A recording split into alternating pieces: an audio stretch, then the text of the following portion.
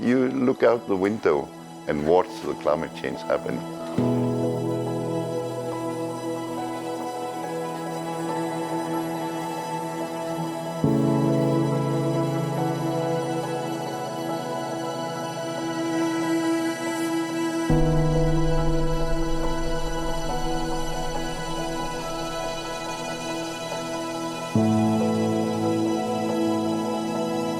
I think Ilulissat is one of the most dramatic places in Greenland to see climate change because it has one of the largest glaciers in Ilulissat Ice Fjord, and it has some of the biggest changes. That band of clean exposed bedrock that I was talking about, it's really wide. It's huge in Ilulissat, and you can see the glacier flowing into the sea and just how high the stresses are and the ice dynamics causing all those cracks in the icebergs flowing into the ocean. It's a very dramatic setting.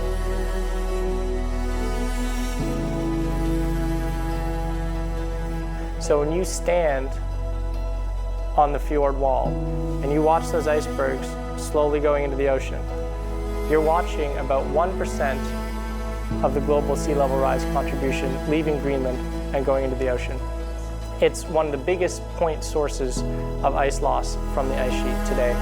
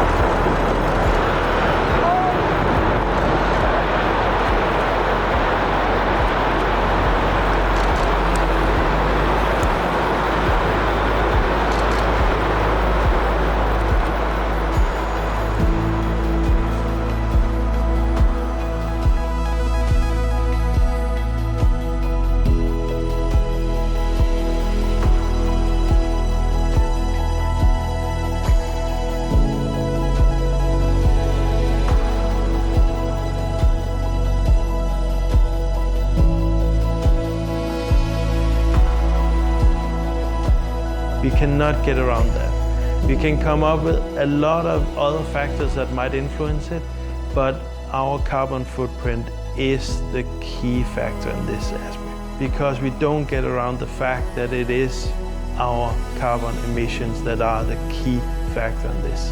How I feel about this is the clock has started, and the clock now is going much faster. We're constantly speeding it up.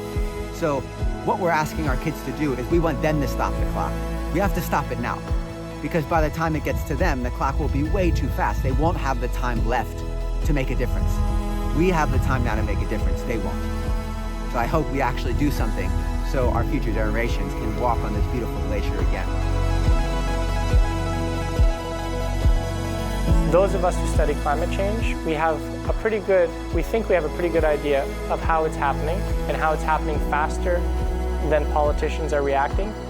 But an event like that comes and it's happening even faster than I think it should be happening, which makes me a little cautious about where we're going in the future. It's happening faster than we forecast at the moment.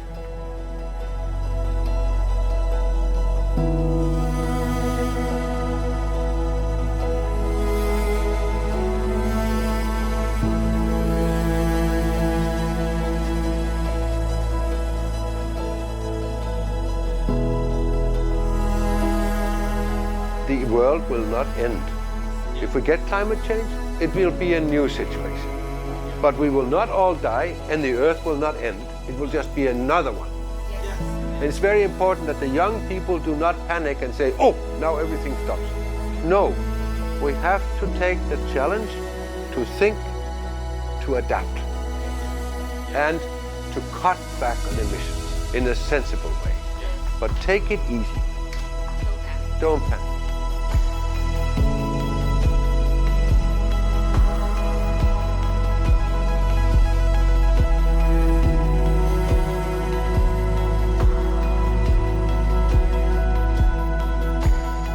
my message is very simple. Please, please, please stop burning fossil fuels and go on renewables. Wind, solar, hydropower, whatever. That would be so lovely. We can always do something individually. We don't have to wait for others to do so or tell us to do. And I think it's very important that we all think that we can start today. We don't have to wait. So I think focus should be replacing fossil fuel on very large volume consumers like power plants or production facilities in general. Our neighbors are burning, we are drowning. So please be more thoughtful of your fossil fuel consumption and commute to work by public transport at least once a week. That would be nice.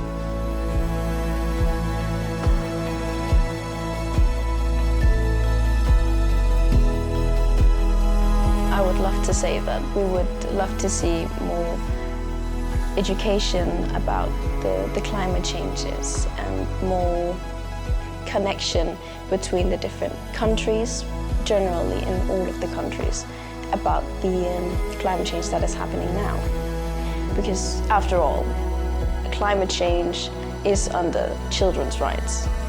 Every child has the right to live in good conditions. I have and quite big workshops where I have had all from local hunters to you know, and also representatives from the scientific community, and then all the relevant stakeholders, both national and international stakeholders, in relation to these issues, simply to discuss what are the important issues and how can we solve them together.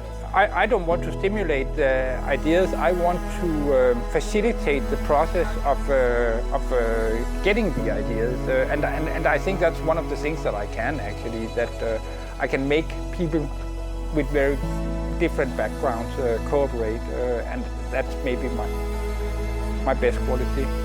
解冻格陵兰采访纪录团队亲自造访11个城镇，与专家学者、政府官员、当地居民深度访谈。气候变迁已经是不争的事实，因应调适跟积极的付诸行动，才是我们每一位都必须面对的课题。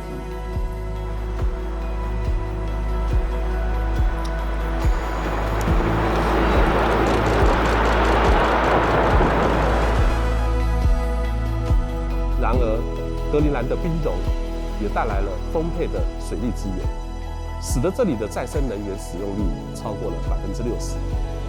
孩子们能在夏季的溪边开心玩水，变暖的洋流带来了丰富的渔业资源。从冰层中裸露的土地，有着更多的可供畜牧、耕种的农业发展机会。我大胆地预言，渐渐地，在北极的格陵兰将成为宜居的城市。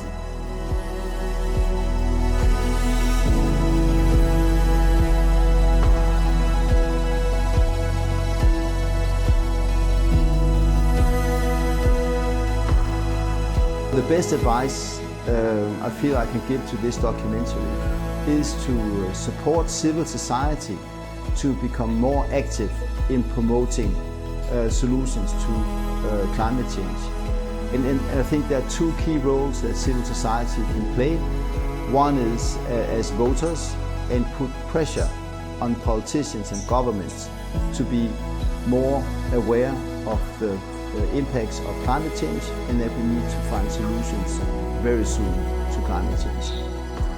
The second is becoming active consumers and put pressure on business to deliver more green products in line with the net zero targets, and also of course products that are green, more green in totality.